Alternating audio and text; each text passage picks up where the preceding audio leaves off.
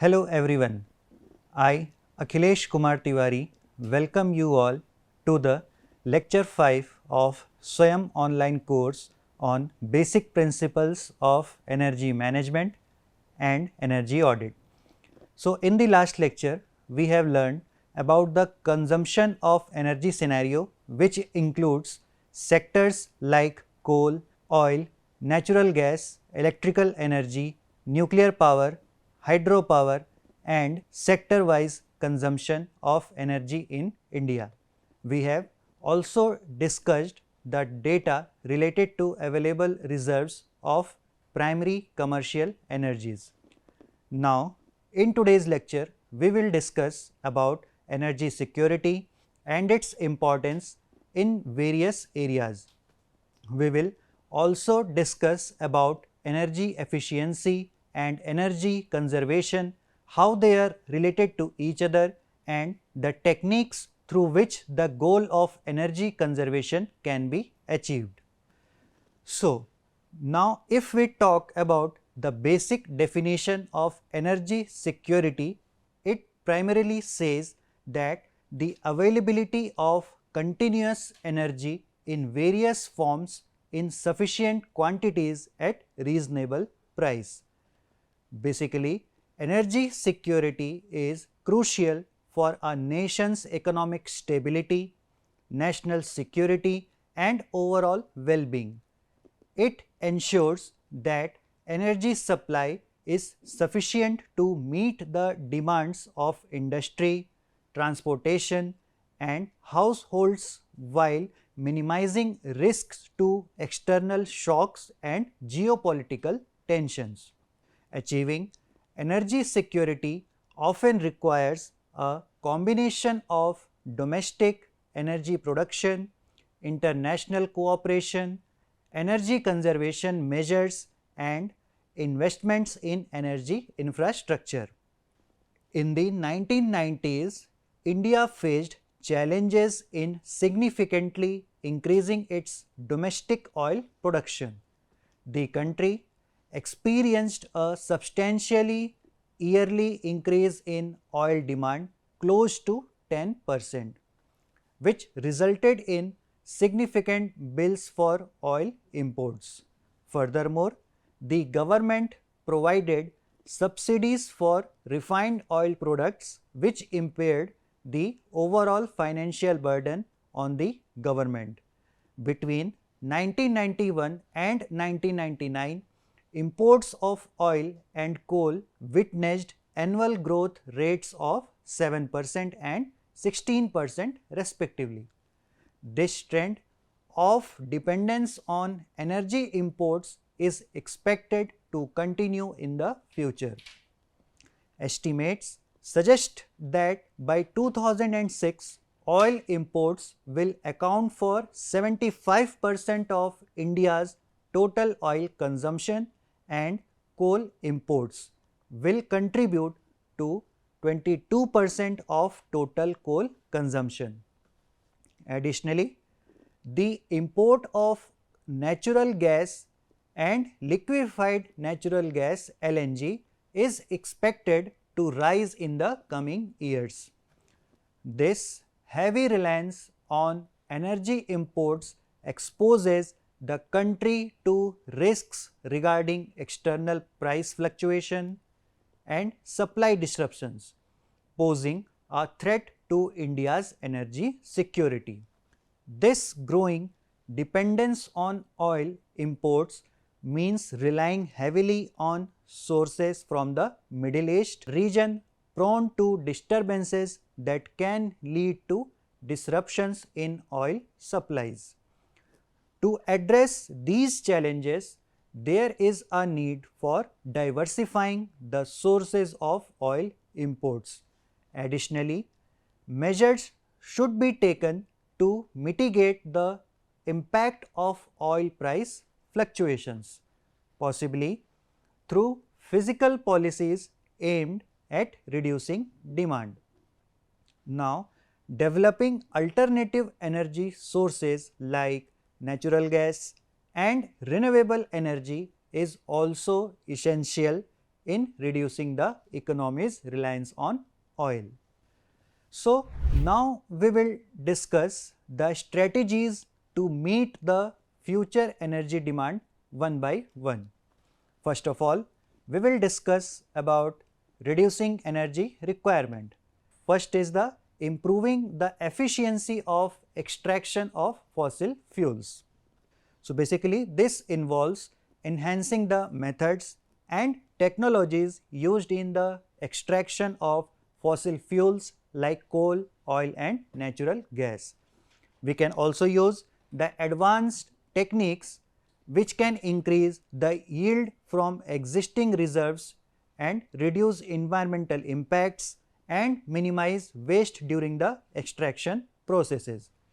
The next one is adopting new technologies at newly commissioned coal-fired power plants. So, when we talk about coal-fired power plants, basically in the construction of new coal-fired power plants, it is crucial to employ state-of-the-art technologies that enhance efficiency and reduce emissions. The technologies like ultra supercritical and integrated gasification combined cycle IGCC can significantly increase the efficiency of coal-based electricity generation, thereby reducing fuel consumption and environmental impact.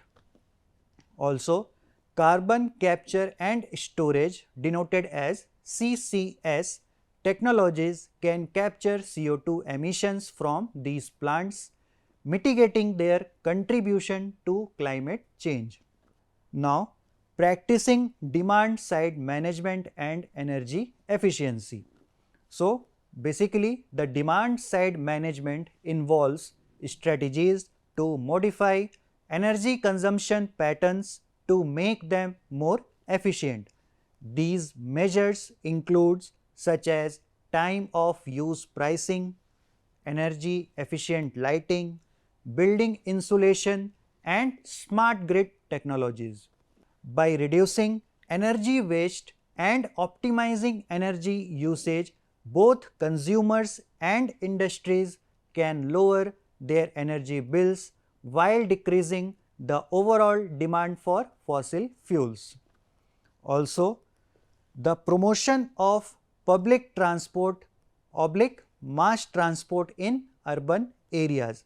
So, this includes encouraging the use of public transport such as buses, trams and trains can significantly reduce individual reliance on private vehicles. Also, the public transport systems are generally more energy efficient and produce fewer emissions per passenger mile than private cars. Also, the expanding and improving public transportation networks can also alleviate traffic congestion and reduce air pollution in urban areas. The next technique is promoting renewable energy sources such as solar and wind. Now, in this part, the transitioning to renewable energy sources like solar and wind reduces dependence on fossil fuels for electricity generation. Also, the solar panels and wind turbines harness energy from natural sources, providing clean and sustainable power. Also, the governments can incentivize the adoption of renewable energy through subsidies, tax incentives and favorable regulatory policies, making it more accessible and affordable for consumers and business point of view. Now, next we will discuss substituting imported fuels with domestic fuels alternatives. So, in this part we have biodiesel oblique ethanol as a substitute for petrol and diesel. So, basically the biodiesel is a renewable fuel made from biological sources like vegetable oils, animal fats or algae. You have also known the plant Jatropha, from where this biodiesel is extracted. So basically ethanol is primarily produced from crops like corn or sugarcane. Both these fuels, that is the biodiesel and ethanol, can be used as substitutes for traditional which is petrol, gasoline and diesel fuels in internal combustion engines.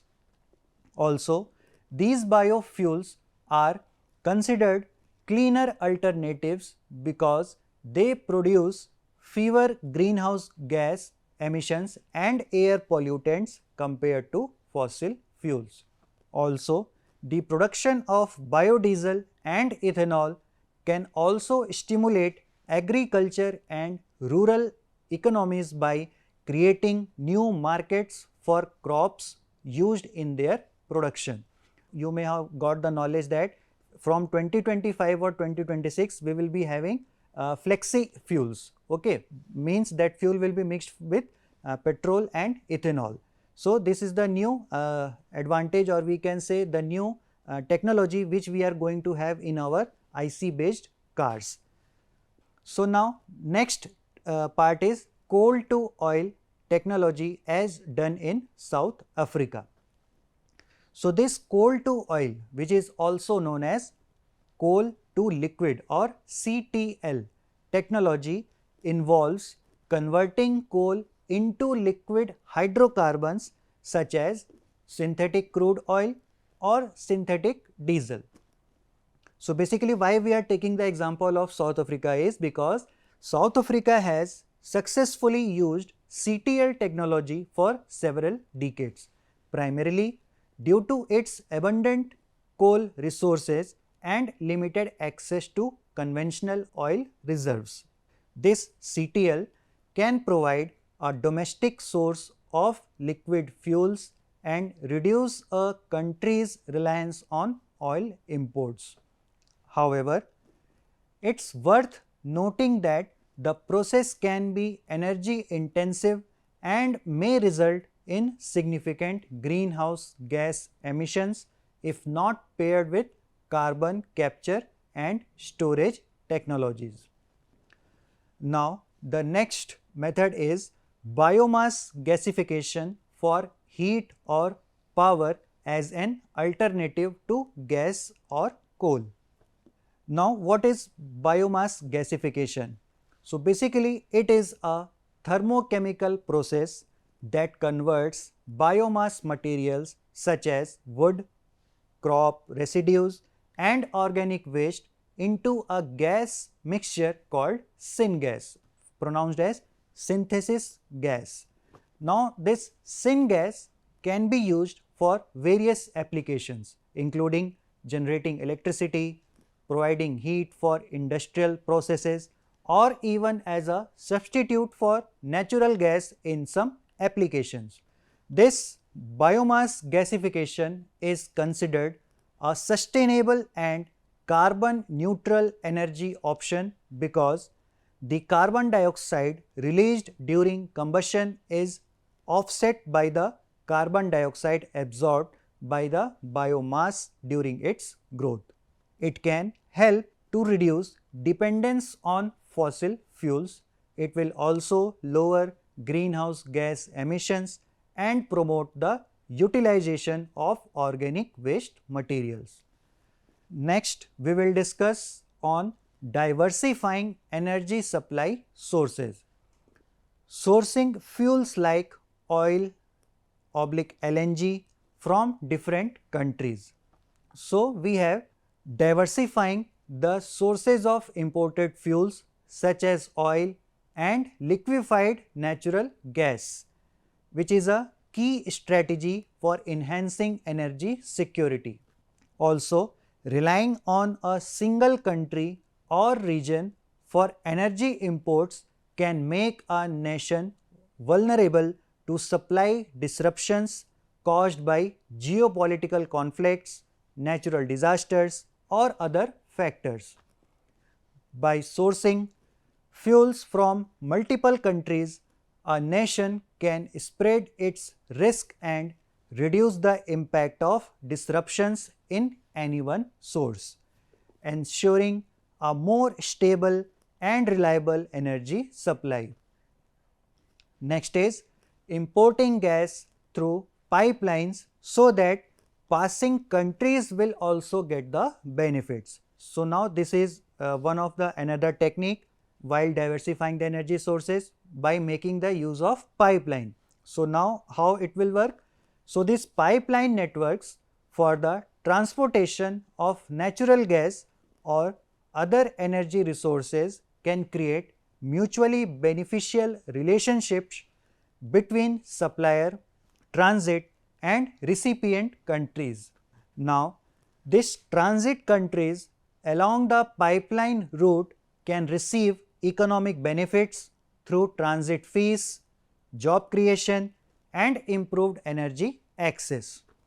This approach fosters regional cooperation and can enhance political stability by promoting economic ties and interdependence among neighboring countries. It can also help reduce the overall cost of energy supply by minimizing transportation costs associated with shipping fuels over long distances. Now, mixing fuels like coal, gas, nuclear and renewable energies to reduce dependency on a particular fuel means you cannot be dependent on a particular type of fuel, you have to be diversify your fuels. So, for this we are mixing the fuels with each other. Now, what are the advantages? Utilizing a mix of different energy sources, often referred to as an energy mix or energy portfolio. It is a fundamental strategy to reduce dependency on any single fuel type. Now, each energy source has its own advantages and disadvantages in terms of cost, environmental impact and availability. Now, combining fossil fuels like coal and gas with nuclear and renewable energies such as wind, solar and hydropower helps in balancing the energy supply. Now, moving forward, the final one is developing alternate energy sources. So, which includes techniques like capturing coal bed methane denoted as CBM. So, basically CBM is a natural gas found in coal seams and often released during mining. Now, capturing this CBM prevents its release into the atmosphere and provides an additional source of natural gas, reducing waste and emissions, setting up energy intensive units, promoting community biogas plants. Basically, this promoting biogas plants includes establishing energy intensive industries can help utilize excess energy and promote economic growth. Now, this community biogas plants utilizes the organic waste to produce biogas, offering a sustainable energy source and waste management solution. Mixing of fuels for reduced dependency. Combining various energy sources like coal, gas, nuclear and renewables ensures a balanced and resilient energy supply. This mix reduces reliance on a single fuel type and enhance energy security. New domestic sources like nuclear fast breeder reactor, thorium reactors, gas hydrates. Now, developing these domestic energy sources like fast breeder reactors, thorium reactors and gas hydrates reduces dependence on imported energy. These sources offer potential for sustainable and secure energy production. Now, energy plantation equity oil, gas, coal from other countries. So now energy plantation involves growing crops for biofuels, providing a renewable energy source. Equity oil, gas and coal agreements with other countries secure access to vital energy resources and strengthen international partnership. So with this we have end our energy security part. Now we will move forward and will discuss about energy conservation and energy efficiency. So this energy conservation is a very familiar term you are knowing and you are studying from the lecture 1. So now I will just suggest or tell you the basic definition of energy conservation, which is basically is the result of processes and developments like technological progress and increased productivity. Basically, this energy conservation refers to the practices of using energy resources more efficiently and reducing energy consumption while maintaining the same level of service, productivity or comfort. It involves taking deliberate steps to minimize energy waste, enhance energy efficiency and make sustainable choices in energy use. Energy conservation can be applied in various sectors including residential, commercial, industrial and transportation, and it plays a vital role in addressing environmental, economic and energy security challenges. Now, if we talk about energy efficiency, it is basically using less energy to achieve the same level of output. Means the output cannot be disturbed, but you are using less energy to achieve that output or consumption or comfort. It is about getting more from the same amount of energy, reducing waste and inefficiency. By using energy more wisely, we conserve valuable resources for the future as it helps reduce the overall energy consumption, making our supply more sustainable. Preserving resources through energy efficiency has economic benefits also. It lowers energy costs, increases competitiveness and reduces pollution, leading to economic and environmental gains. Promotion of energy efficiency will contribute to energy conservation and is therefore an integral part of energy conservation promotional policies. Now, we will discuss how to achieve energy efficiency through various examples, and the examples of energy efficiency will include light bulbs, windows, insulations, smart thermometers and computer management system. So now, if we compare an incandescent bulb with LED bulb, replacing traditional light bulbs with LEDs means you will have use only 1/4 of the energy to light a room. The pollution level also reduced by the same amount. As we can see in the figure, for the same lumen capacity, that is of 800 lumens, the wattage required for incandescent bulb is 60 watt, whereas for LED it is only 8 watt. Now, if we compare the lifespan of the two bulbs, the incandescent will last only up to 1200 hours due to the heating issue, but in case of LED bulb, it can be used or operated by a lifespan of 25,000 hours, which is a huge difference as compared to incandescent bulb. Also, the CO2 emission of the two bulbs are 48.4 and 6.4 grams per hours. So, at the end, we can conclude that the energy efficient equipments uses less energy for the same output with reduced level of CO2 emissions. Now, we will discuss the windows. So, energy efficient windows are made with materials that reduce heat exchange and air leaks. which means you don't need as much energy to heat or cool a space. Energy efficient windows are a crucial component of sustainable and energy conscious building design. They are designed to minimize heat transfer between the interior and exterior of a building, which can significantly impact a structure's energy consumption, comfort and overall sustainability. Now, the insulation part, adding more insulation to an attic keeps the warm air inside from escaping in the winter.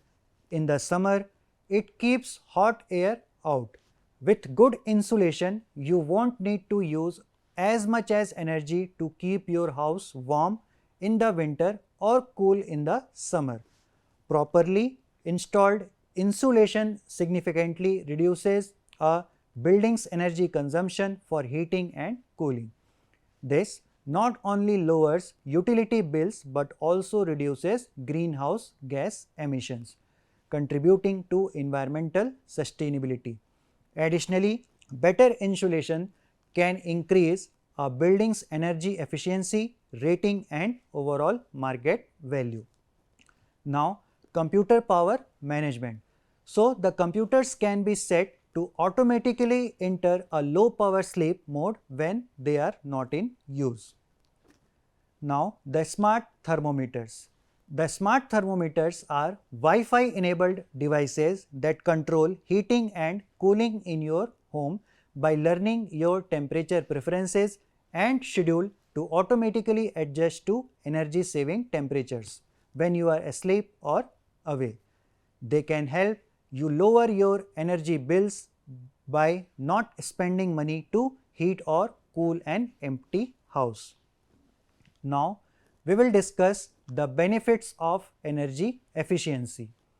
So, basically the energy efficiency protects environment. So, the light switches and outlets probably takes electricity from power plants. Power plants burns fossil fuel such as natural gas or coal. Burning these fossil fuels releases greenhouse gases which contribute to climate change, and these power plant emissions also contain other harmful air pollutants. So, these energy efficient equipments reduces greenhouse gas emissions and other pollutants directly or indirectly. Now, the energy efficiency will save your money. So, how it will save your money? Basically, it reduces monthly energy bills and makes energy more affordable. Also, the energy efficient products cost more but saves money in near future. Utilities offer rebate and discount to address initial cost barriers. This energy efficiency can lessen or reduce the strain of paying for energy, especially for families with high energy burdens. Also, this energy efficiency in industries is a critical factor for sustainable and profitable operations. Here's the key points on how energy efficiency benefits industries. So, basically what it does, it reduces the energy bills. So, by implementing energy efficient practices and technologies helps industries lower their energy consumption, leading to reduced utility bills. So, this cost saving directly contributes to improved financial performances. It also increases competitiveness among the efficient industries. Basically, it will make a competitive environment along in the global market. Also, it will have lower production costs and reduced reliance on energy intensive processes, give them a competitive edge, especially in industries where energy expenses are significant. It also enhances productivity as the processes and efficient equipments leads to more reliable and require less maintenance. This leads to reduced downtime and higher productivity as machinery operates more efficiently and consistently. Also, it provides improved quality of the products, tighter control over processes, precision in manufacturing and fewer production interruptions result in production with fewer defects and higher customer satisfaction. It also increases the profit of an industry. Basically, it reduces the energy cost, increased competitiveness, improved productivity, and higher product qualities leads to increased profit for energy efficient industries. So, these savings from energy efficiency initiative can be reinvested in further improvements or expansion. Now, we will discuss energy efficiency in transport sector. So, basically it reduces the energy imports. The energy efficient transportation reduces the reliance oil imported fuels such as oil and gas, which can be a significant burden on a country's economy. By consuming less energy for transportation, a nation can reduce its energy import bill, leading to improved trade balances and reduced vulnerability to energy price fluctuations in the global market. It also saves cost for poverty reduction. So, lowering transportation cost through energy efficiency measures benefits not only in businesses but also individuals. Reduced fuel consumption leads to lower travel expenses, making transportation more affordable for low income individuals and families. Conservation of limited resources. So, energy efficiency in transportation contributes to the conservation of limited and finite natural resources such as fossil fuel. It also mitigates the environmental impacts associated with the fossil fuels extraction and use. It also enhances the energy security. So, a more energy efficient transport sector enhances a country's energy security. Now, energy efficiency in agriculture sector. So, basically the energy efficiency in agriculture involves optimizing resource use, reducing energy inputs and improving productivity. Implementing efficient irrigation, precision farming and energy saving equipment reduces cost, conserves resources and sustain food productions. It enhances agricultural sustainability and resilience in the face of climate change, benefiting both farmers and the environment. Now, energy efficiency in domestic sector.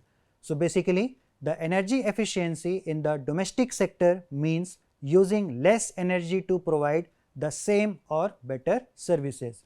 It involves home insulation, energy efficient appliances, LED lighting and smart thermostats.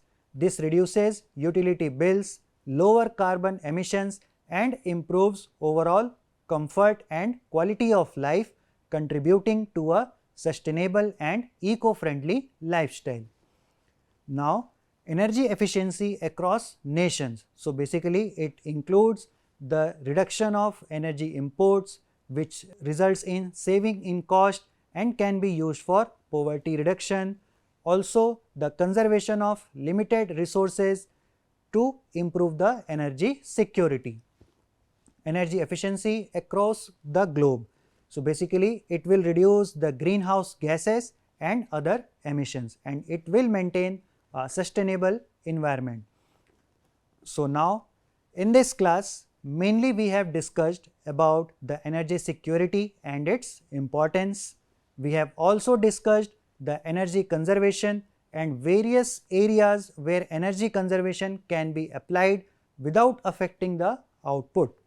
Importance of energy efficiency was also discussed, including the various sectors where energy efficiency plays an important role, included the data related to available reserves of primary and commercial energy in detail.